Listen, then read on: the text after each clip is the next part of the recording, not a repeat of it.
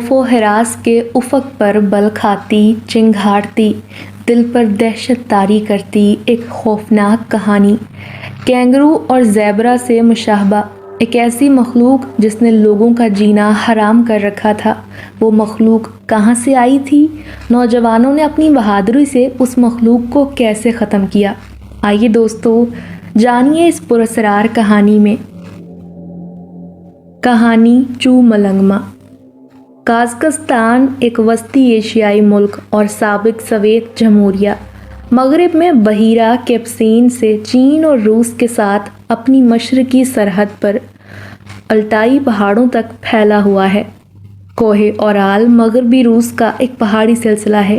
یہ قازقستان کی شمالی سرحدوں سے شروع ہو کر شمال میں بحر منجمد شمالی کے ساحلوں پر ختم ہوتا ہے۔ اس سلسلے کی لمبائی قریباً 2500 کلومیٹر ہے۔ انہی پہاڑوں میں موجود بہت سی غاروں کے متعلق مشہور ہے کہ وہاں بہت سی عجیب و غریب اور خوفناک مخلوق دیکھی گئی ہے، جس کا دعویٰ وہاں کے بہت سے بزرگوں نے بڑے وثوق سے کیا تھا، اور بہت سے بوڑھے تو ان میں سے ایک دو بلاؤں کو اپنی آنکھوں سے دیکھنے کا دعویٰ بھی کر چکے تھے۔ چونکہ وہ سب سنجیدہ اور جہاں دیدہ بزرگ تھے، اسی لیے ان کی سچائی پر وہاں کے باشندوں نے آنکھیں بند کر کے یقین کر لیا تھا، اور اس کے نتیجے میں یہ ہوا کہ لوگوں نے کبھی بھول کر بھی ان غاروں کا رخ نہیں کیا۔ کچھ عرصے تک تو ان غاروں میں پوشیدہ اس مخلوق کی وجہ سے لوگوں نے اس طرف جانا چھوڑ رکھا تھا، لیکن جب اس مخلوق نے کسی کو کوئی نقصان نہ پہنچایا تو لوگوں میں بھی اس مخلوق کا ڈر اور خوف کم ہو گیا۔ اسی لیے لوگ پھر آہستہ آہستہ دوبارہ سے اپنی ضروریات یعنی لکڑیاں وغیرہ اکٹھی کرنے اور بھیڑ بکریاں چرانے ان پہاڑوں کی جانب جانے لگے۔ اتنا عرصہ بخیر و خوبی سے گزرنے کے بعد حال ہی میں کچھ ایسے حالات پیش آئے کہ وہاں کے لوگوں میں ایک بار پھر سے خوف و ہراس پھیلنے لگا۔ بات ہی کچھ ایسی تھی، وہاں کے علاقے کا ایک شخص بڑی بری حالت میں ان غاروں کے نزدیک مردہ پایا گیا تھا، جس کا آدھا دھڑ غائب تھا، چہرہ بری طرح مسخ ہو چکا تھا، اس کے دھڑ کے بقیہ حصے سے اس کی انتڑیاں باہر نکل کر نیچے زمین پر پڑی ہوئی تھیں۔ یوں لگتا تھا جیسے کسی خونخوار جانور نے اسے اپنا شکار بنایا ہو اور اس کا آدھا جسم کھا لیا ہو۔ چہرے کے مسخ ہونے کی وجہ سے پہلی نظر میں تو اس کی شناخت بالکل ناممکن لگ رہی تھی، لیکن جب ایک اور راہگیر نے وہاں سے گزرتے ہوئے یہ منظر دیکھا تو وہ خوف سے چیختا ہوا گاؤں کی جانب بھاگ گیا، اور پھر اس کے بتانے پر گاؤں کے چند نوجوان ہاتھوں میں ہتھیار اٹھائے وہاں پہنچ گئے۔ موجودہ دور میں گاؤں ہو یا شہر، ہتھیار تو ہر کوئی اپنی حفاظت کے لیے لازمی رکھتا ہے، اسی لیے گاؤں کے افراد کے پاس بھی اپنی اور اپنے مال مویشی کی حفاظت کے لیے ہتھیار موجود تھے۔ اس وقت بھی بہت سے نوجوان ہاتھوں میں وہی ہتھیار تھامے وہاں پہنچ چکے تھے۔ لاش کی حالت بہت بری تھی، اور پھر انہی نوجوانوں میں سے ایک شخص نے اس لاش کو پہچان لیا۔ وہ آزش کی لاش تھی، جو صبح ہی اپنے کسی کام سے شہر گیا تھا، اور راستے میں اسے یہی نوجوان ایک دکان کے باہر بیٹھا ملا، جسے جاتے وقت اس نے بتایا تھا کہ وہ کسی کام سے شہر جا رہا ہے اور شام سے پہلے لوٹ آئے گا۔ لیکن اب جو وقت ہو رہا تھا اس وقت تو دوپہر کے 2 بج رہے تھے۔ اب خدا بہتر جانتا تھا کہ اس کا کام ہو گیا ہو، اور وہ جلدی گھر کی جانب پلٹ رہا تھا کہ ان غاروں کے قریب پتہ نہیں اس کے ساتھ کیا واقعہ پیش آیا کہ وہ اس حالت میں وہاں مردہ پایا گیا۔ اس نوجوان کے کہنے کے مطابق اس نے اس لاش کو اس کے لباس سے پہچانا، کیونکہ آج صبح ہی تو وہ اسے مل کر گیا تھا، اسی لیے اس نے اسے فوراً پہچان لیا، ورنہ تو کسی صورت میں نہیں پہچان سکتے تھے، کیونکہ لاش کٹی پٹی حالت میں تھی اور اس کا چہرہ بری طرح نوچا گیا تھا۔ بہرحال لاش کو ایک چادر میں رکھ کر وہ اسے گاؤں لے آئے، اور اس کی حالت دیکھ کر اس کی بیوی زرتاج گل چیخیں مار مار کر بری طرح بیان کرنے لگی۔ سب عورتیں اسے خاموش کروانے کی ناکام کوشش کرنے لگیں۔ ان کے ہاں کوئی اولاد نہ تھی، میاں بیوی اکیلے ہی رہتے تھے، پھر کسی نہ کسی طور اس کی بیوی کو خاموش کروا دیا گیا۔ لاش کو ایک مولوی صاحب سے مشورہ کر کے باقاعدہ شرعی طریقے سے دفنایا گیا۔ اس خوفناک واقعے سے گاؤں کے لوگوں کی نیندیں اڑ چکی تھیں۔ لوگوں نے ان غاروں کی جانب جانا بالکل چھوڑ دیا تھا۔ سرے شام ہی اپنے گھروں میں دروازے بند کر کے دبک کر بیٹھ جاتے۔ کچھ عرصے تک یہی سلسلہ چلتا رہا، لیکن آخر کب تک؟ اس طرح تو وہ سب اپنے گھروں میں بھوکے مر جاتے۔ ان کے جانور بھی گھروں میں مناسب خوراک نہ ملنے کی وجہ سے مرنے لگے تھے۔ اسی لیے ایک دن سرپنچ نے گاؤں کے چوپال میں وہاں کے تمام مرد حضرات کو جمع ہونے کے لیے کہا تاکہ اس ناگہانی مصیبت کا مقابلہ کرنے کے لیے کوئی ٹھوس لائحہ عمل مرتب کیا جائے۔ گاؤں کا سرپنچ ازغام نامی ایک جہاں دیدہ اور معتبر بزرگ تھا، جس نے ماضی اور حال میں لوگوں کے لیے بہت سے فلاحی کام حکومت وقت سے منظور کروائے تھے، جن میں ایک اہم مسئلہ وہاں کے لوگوں کے لیے اسلحے کے لائسنس کا حصول تھا، جسے قانونی حیثیت دلانے میں اس شخص کا بڑا اہم کردار تھا۔ اس کے علاوہ بھی گاؤں کے لوگوں کو جب بھی کوئی مشکل پیش آتی تھی تو وہ اسی کے پاس جاتے، اور ازغام نے کبھی بھی انہیں مایوس نہیں لوٹایا تھا۔ اسی لیے گاؤں کا ہر شخص اور حتیٰ کہ بچے تک اس کی بے حد عزت کرتے تھے۔ اس وقت چوپال مردوں سے کھچا کھچ بھرا ہوا تھا، ہر کوئی ایک دوسرے سے محو گفتگو تھا۔ چونکہ یہ گھمبیر مسئلہ تھا، اسی لیے ہر شخص اپنے سارے کام کاج چھوڑ کر فوراً چوپال میں جمع ہو چکا تھا۔ پھر جو ہی ازغام کی آمد کا شور اٹھا تو ایک دم خاموشی طاری ہو گئی، سب مؤدب ہو کر بیٹھ گئے، اس طرف نگاہیں جما دیں جس طرف سے ازغام نے آنا تھا۔ اس کے جرگے میں پہنچتے ہی دعا کے بعد باقاعدہ کارروائی شروع ہوئی، اور سب سے پہلے اس نوجوان کی ملنے والی لاش سے بات چیت کا آغاز ہوا۔ سب نے ایک بار پھر افسوس کرتے ہوئے اس کے حق میں دعا کی۔ پھر ہر کوئی اپنے اپنے مشاہدات کے متعلق بتانے لگا۔ ازغام خاموشی سے سب کی سنتا رہا، ہر کسی کے مشورے اس نے بڑی غور اور توجہ سے سنے۔ بالآخر طے پایا کہ گاؤں کے چند نوجوان ایک ٹولی کی صورت میں ہتھیاروں کے ساتھ ان غاروں کی طرف جائیں گے اور ان غاروں میں چھپی بلاؤں کی کھوج لگانے کی کوشش کریں گے۔ اس سے پہلے کہ وہ بلائیں دوبارہ ان کے کسی شخص کو اپنا نشانہ بنائیں، انہیں خود ہی تلاش کر کے موت کے گھاٹ اتار دینا چاہیے۔ اس کام کے لیے باقاعدہ 3 ٹولیاں ترتیب دی گئیں جو باری باری اپنی ڈیوٹی سر انجام دیں گی۔ یہ بھی تاکید کی گئی کہ جب تک ان بلاؤں کا مکمل طور پر خاتمہ نہیں ہو جاتا، کوئی اور شخص ان غاروں کی طرف رخ نہیں کرے گا، اور اکیلے تو کوئی بھی سفر نہ کرے۔ پھر کچھ دیر تک ادھر ادھر کی باتیں کرنے کے بعد جرگہ برخاست کر دیا گیا اور تمام لوگ اپنے گھروں کو لوٹ گئے۔ سردیوں کے موسم میں سرے شام ہی اندھیرا پھیلنے لگتا ہے، اور خاص طور پر تو پہاڑی علاقوں میں سردی کچھ زیادہ ہی محسوس ہوتی ہے۔ ٹھنڈ کی وجہ سے پہاڑوں پر چڑھنا موت کو دعوت دینے کے مترادف ہوتا ہے۔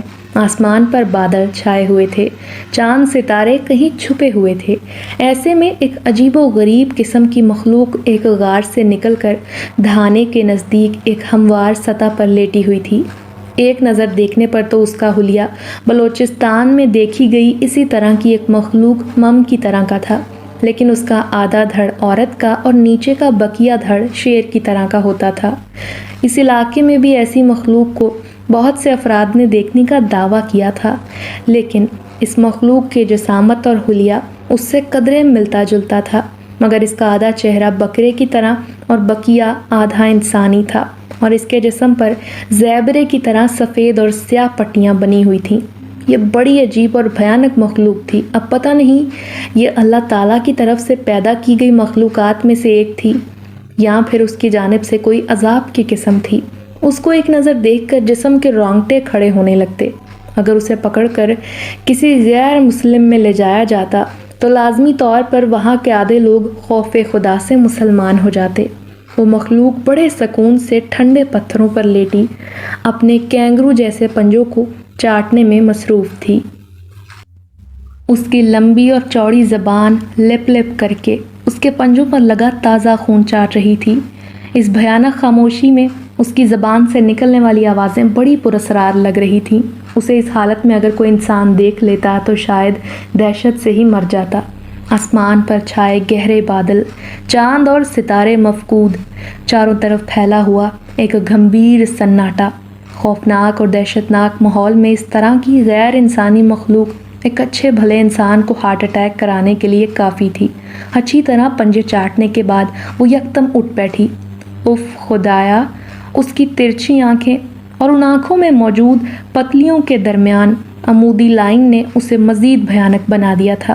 اس کے دائیں جانب والا آدھا چہرہ بڑا بھیانک منظر پیش کر رہا تھا۔ تبھی وہ کسی عورت سے مشابہ لگتا اور کبھی کسی مرد کے چہرے سے واللہ عالم یہ کون سی مخلوق تھی جو اس علاقے میں آن بسی تھی۔ ابھی اسے تھوڑی دیر ہوئی تھی کہ اس کی دوسری ساتھی غار کے دھانے سے نکلتی دکھائی دی اور وہ بھی پھدکتی ہوئی اس کے نزدیک پہنچ کر بیٹھ گئی۔ پھر دونوں آپس میں کچھ عجیب آوازیں نکالنے لگیں، یوں لگتا تھا جیسے آپس میں بات چیت کر رہی ہوں۔ ان کے منہ سے نکلنے والی آوازوں کو سن کر یوں لگتا تھا جیسے بہت سے چوہے کسی پنجرے میں بند ہوں اور مل کر شور مچا رہے ہوں۔ کچھ دیر تک یہی سلسلہ چلتا رہا، پھر دونوں پھرتی سے پتھروں سے نیچے آئیں۔ اب ان کا رخ اس طرف تھا جس طرف گاؤں کے لوگ اس وقت خواب خرگوش کے مزے لے رہے تھے۔ لگتا تھا کہ آج پھر کسی کی شامت آنے والی تھی۔ وہ دونوں کسی کینگرو کی طرح پھدکتی ہوئی تیزی سے گاؤں کی جانب بڑھنے لگیں۔ رات کا اندھیرا کافی پھیل چکا تھا، دور دور تک سناٹا تھا، کوئی چرند پرند یا کوئی اور جانور تک دکھائی نہ دے رہا تھا۔ یوں لگتا تھا جیسے وہاں کے سارے جانور یا تو اس عجیب مخلوق کی خوراک بن چکے تھے یا پھر ان کے خوف سے وہ جانور یہ علاقہ چھوڑ کر کسی اور علاقے میں بھاگ گئے تھے۔ گاؤں کا فاصلہ وہاں سے کچھ زیادہ دور نہیں تھا، تقریباً 1 کلومیٹر کے لگ بھگ تھا۔ اسی لیے گاؤں کے لوگ وہاں پہاڑوں پر موجود سنبل اور چیڑ کے درختوں کی لکڑیاں کاٹنے کے لیے وہاں جاتے تھے اور اپنے مال مویشی بھی چرانے لے آتے۔ لیکن پھر اس مخلوق کی وجہ سے اور اس نوجوان کی ادکھائی لاش ملنے کے بعد گاؤں کے لوگوں نے وہاں جانا ترک کر دیا۔ سردی کی وجہ سے اکثر بادل چھائے رہتے تھے، شاید اسی وجہ سے گاؤں والوں نے اس مخلوق کی سرکوبی کے لیے جو پروگرام بنایا تھا وہ روک دیا گیا تھا، کیونکہ ایسے بھیانک موسم اور ماحول میں اس مخلوق کی تلاش بے وقوفانہ ہی نہیں بلکہ خود اپنی موت کو دعوت دینے کے مترادف تھی۔ گاؤں کے اکثر لوگ واش روم کے لیے گھروں سے باہر جانا پسند کرتے ہیں، حالانکہ گھروں میں بھی واش روم موجود ہوتے ہیں، مگر پتہ نہیں اکثر دیکھا گیا ہے کہ وہ پھر بھی باہر نکلنا ہی پسند کرتے ہیں۔ عبدالعلی کو حاجت محسوس ہوئی، اس نے جلدی سے لوٹا ہاتھ میں لیا اور دھیرے سے دروازہ کھول کر گھر سے باہر نکل گیا۔ باہر اندھیرا چھایا ہوا تھا، چند فٹ کے فاصلے پر ہی بغور دیکھنے پر کچھ منظر دکھائی دیتا تھا، ورنہ چار سو گہرا اندھیرا پھیلا ہوا تھا۔ وہ آہستہ آہستہ چلتا ہوا اندازے سے گھر کے پچھواڑے موجود کھیتوں کے جانب بڑھنے لگا۔ وہ چونکہ وہیں کا باشندہ تھا، اسی لیے اسے بخوبی اندازہ تھا کہ کھیت کس طرف ہیں اور ان کا فاصلہ کتنا ہے، اسی لیے وہ اندازے سے اسی سمت بڑھتا چلا گیا۔ چند منٹوں کا فاصلہ اس نے کافی دیر میں طے کیا، وہ بھی گھپ اندھیرے کی وجہ سے۔ بہرحال کھیت کے نزدیک پہنچ کر وہ رک گیا اور ابھی اس نے ایک مناسب جگہ دیکھ کر بیٹھنا ہی چاہا کہ اچانک اس پر ایک جانور جھپٹا اور ایک زوردار پنجہ اسے اپنے سینے پر لگتا محسوس ہوا۔ ایک لمحے کے لیے تو اسے اپنا سانس سینے میں گھٹتا محسوس ہوا۔ اس نے تیزی سے سینے سے سانس خارج کرنا چاہی، مگر اسی لمحے اس کے پیٹ میں خوفناک پنجہ گھستا چلا گیا اور اگلے لمحے اس کی انتڑیاں باہر کھنچتی چلی آئیں۔ اس پنجے نے اس کے جسم سے تمام انتڑیاں نکال کر زمین پر پھینک دی تھیں اور عبدالعلی دردناک انداز میں چیختا نیچے زمین پر جا گرا۔ دوسرے لمحے اس کی گردن ایک جانب ڈھلک گئی۔ گاؤں کے نزدیک پہنچ کر وہ دونوں جانور نما مخلوق رک کر ان گھروں کی طرف دیکھنے لگیں جہاں ان کے مطابق ان کی خوراک کا بندوبست موجود تھا۔ وہ وہیں کھڑے ہو کر فضا میں کچھ سونگھنے کی کوشش کرنے لگیں، پھر اچانک اپنی زبان میں آپس میں کچھ بات کرنے لگیں۔ اب ان کا رخ ایک ایسے گھر کی جانب تھا جو گلی کے کونے پر بنا ہوا تھا اور اس کے پیچھے کھیت تھے۔ وہ چلتے ہوئے بار بار فضا میں کچھ سونگھتیں، پھر آگے بڑھتی جا رہی تھیں۔ کچھ ہی دیر میں وہ ایک جگہ جا کر ٹھہر گئیں اور دوسرے لمحے انہیں ایک انسان ایک جانب جاتا دکھائی دیا۔ اسے دیکھ کر یکدم وہیں رک گئیں۔ وہ نوجوان اندھیرے میں آہستہ آہستہ چلتا گھر کے پچھواڑے جا رہا تھا۔ اس مخلوق کو شاید اندھیرے میں واضح دکھائی دے رہا تھا، اسی لیے وہ کافی فاصلے سے بھی سب کچھ دیکھ رہی تھی جو ان حالات میں عام انسان نہیں دیکھ پاتا۔ ان دونوں میں سے ایک آہستہ آہستہ اس نوجوان کی جانب بڑھنے لگی جو نیچے کی جانب جھک ہی رہا تھا کہ اچانک اس نے لمبی چھلانگ لگا کر اسے گردن سے دبوچا اور دوسرے لمحے اس نے اپنا ہاتھ اس کے پیٹ میں کسی خنجر کی طرح گھسیڑ کر واپس کھینچا تو اس شخص کے پیٹ سے انتڑیاں نکل کر نیچے زمین پر گر پڑیں اور وہ دردناک چیخیں مارتا ہوا خود بھی نیچے ڈھیر ہو گیا۔ اس کے زمین پر گرتے ہی اس مخلوق کی دوسری ساتھی بھی پھدکتی ہوئی وہیں پہنچ گئی اور دوسرے لمحے انہوں نے اس کے جسم کو پکڑ کر مخالف سمتوں میں کھینچا تو وہ 2 ٹکڑوں میں بٹ گیا۔ اف خدایا، کیسا بھیانک منظر تھا! ایک جیتا جاگتا انسان پل بھر میں اس خوفناک مخلوق کا شکار ہو گیا تھا۔ دونوں نے اس کے جسم کے ٹکڑوں سے اپنی بھوک مٹائی اور بقیہ اس کے جسم کو وہیں چھوڑ کر تیزی سے بھاگتی ہوئی واپس اسی جانب دوڑ گئیں جہاں سے وہ گاؤں میں داخل ہوئی تھیں۔ صبح سویرے ہی پورا گاؤں اس نوجوان کے کٹے پھٹے جسم کے ٹکڑوں کے پاس سہمے ہوئے انداز میں کھڑا تھا۔ ہر کسی کے چہرے پر ہوائیاں اڑی ہوئی تھیں۔ ایک اور نوجوان اس عجیب مخلوق کی بربریت کا نشانہ بن چکا تھا۔ لاش کی حالت بہت بری تھی۔ تقریباً اس کے جسم کے نازک حصوں کا گوشت غائب تھا۔ چونکہ یہ رات کا واقعہ تھا، اسی لیے اس کے جسم سے نکلنے والا خون زمین پر ایک پپڑی کی صورت اختیار کر چکا تھا، لیکن جس طرح وہ پھیلا ہوا تھا اس سے تو صاف ظاہر تھا کہ اس کے جسم سے کافی مقدار میں خون نکلا تھا۔ یہ لوگ اپنے زیادہ تر فیصلے جرگے کے تحت کرتے تھے، اسی لیے کسی نے بھی اس واقعے کی اطلاع پولیس کو نہیں دی تھی۔ ویسے بھی وہ لوگ پولیس کی تفتیش سے ہمیشہ ناخوش رہتے تھے، کیونکہ 1-2 بار انہوں نے اپنے کچھ مسائل کے حل کے لیے مقامی پولیس سے رابطہ کیا۔ پولیس بہانوں سے کام لیتے ہوئے وقت گزارتی رہی اور بالآخر گاؤں والوں نے اپنے مطالبات واپس لے لیے اور ساتھ ہی انہیں برملا کہہ دیا گیا کہ آئندہ وہ پولیس کا سہارا لینے کی بجائے اپنے سارے مسائل کا حل جرگے سسٹم کے تحت حل کریں گے۔ نوجوان کی والدہ اور بہنیں تو اس بات سے پریشان تھی کہ آخر یہ رات کے پہر باہر نکلا ہی کیوں۔ انہیں اس بات کا پتہ تو چل ہی گیا تھا کہ وہ رفع حاجت کے لیے باہر نکلا ہوگا، مگر جب پورا گاؤں اچھی طرح جانتا تھا کہ اس وقت وہ کس خوف و ہراس میں جی رہے ہیں، اور دوسرا سرپنچ کے کہنے کے مطابق انہیں بے وقت گھر سے باہر نکلنا منع تھا، پھر اس نے اس بات کی خلاف ورزی کیوں کی؟ اب اسی لیے اسے اپنی جان گنوانی پڑی۔ بہرحال اس کی لاش کو بھی پہلے کی طرح قریبی قبرستان میں دفنا دیا گیا، لیکن اس سارے واقعے سے سرپنچ ازغام یہ سوچنے لگا تھا کہ اب کچھ بھی ہو اسے فوری طور پر ان خطرناک بلاؤں کی سرکوبی کے لیے کچھ کرنا ہوگا تاکہ دوبارہ کوئی اور بے گناہ انسان ان بلاؤں کا نوالا نہ بن سکے۔ یہ سوچتے ہی اس نے ان نوجوانوں کو اپنے ڈیرے پر بلا کر کچھ ہدایات دیں۔ ان دنوں چونکہ آسمان پر بادل چھائے رہتے تھے، اسی لیے ایسے موسم میں ان غاروں کی طرف جانا خود موت کو گلے لگانے والی بات تھی، اسی لیے انہوں نے موسم کے بہتر ہوتے ہی ان غاروں میں جا کر بلاؤں کو ختم کرنے کا فیصلہ کیا۔ کچھ دیر وہاں بیٹھ کر وہ نوجوان اپنے گھروں کی طرف لوٹ گئے۔ صبح 9 بجے کا وقت ہوتے ہی چند نوجوان ہاتھوں میں ہتھیار لیے اس وقت ازغام کے ڈیرے پر موجود تھے۔ آج چونکہ 3 دن کے بعد موسم بہتر ہو گیا تھا، دھوپ نکلی ہوئی تھی، اسی لیے پہلی فرصت میں ازغام نے انہیں فوری اپنے پاس پہنچنے کا پیغام بھیج کر یہاں بلوا لیا تھا، اور وہ سب اس وقت یہاں بیٹھے ازغام کے منتظر تھے۔ پھر کچھ دیر کے بعد ازغام وہاں پہنچ گیا اور 15-20 منٹ کے بعد وہ تمام ان غاروں کی جانب جانے والے راستے پر چل پڑے، جو زیادہ دور نہیں تھا بلکہ 1 کلومیٹر کے فاصلے پر انہیں وہی پہاڑ دکھائی دے رہے تھے۔ وہ غار انہی میں موجود تھے جہاں وہ خونخوار اور خطرناک بلائیں بسیرا کیے بیٹھی تھیں۔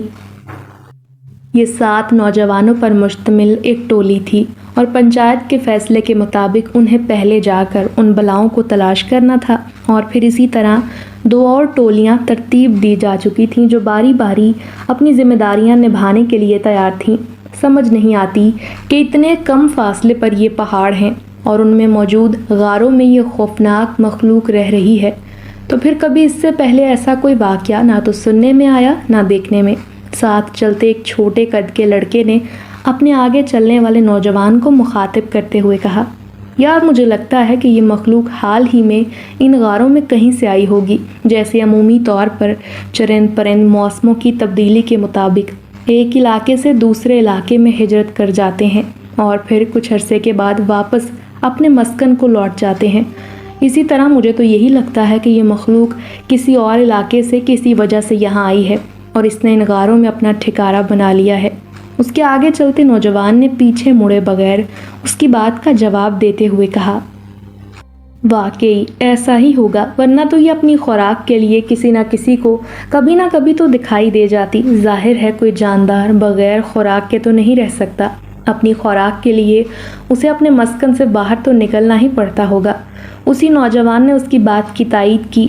بہرحال دیکھتے ہیں کہ ان غاروں میں آخر ایسی اور کتنی مخلوق آن بسی ہے، اور ہم 6-7 افراد ان کا اکیلے مقابلہ کر بھی پائیں گے یا نہیں۔ ایسا نہ ہو الٹا وہ ہمیں ہی اپنا شکار سمجھ کر ہمارا صفایا کر دیں اور گاؤں والوں کو ہماری ہڈیاں دیکھنے کو ملیں، ایک نوجوان نے لقمہ دیتے ہوئے کہا۔ اور پھر اسی طرح بات چیت کرتے ہوئے وہ ان پہاڑوں کے قریب پہنچ کر رک گئے۔ وہ فوری طور پر ان غاروں کے اندر نہیں جانا چاہتے تھے، اسی لیے وہ سب ایک چٹان کے نیچے کھڑے ہو کر غاروں کی طرف دیکھنے لگے تاکہ جان سکیں کہ کون سے غار سے وہ مخلوق نکلتی ہے یا اس کے اندر جاتی ہے، کیونکہ وہاں تو بہت سی چھوٹی بڑی غاریں تھیں۔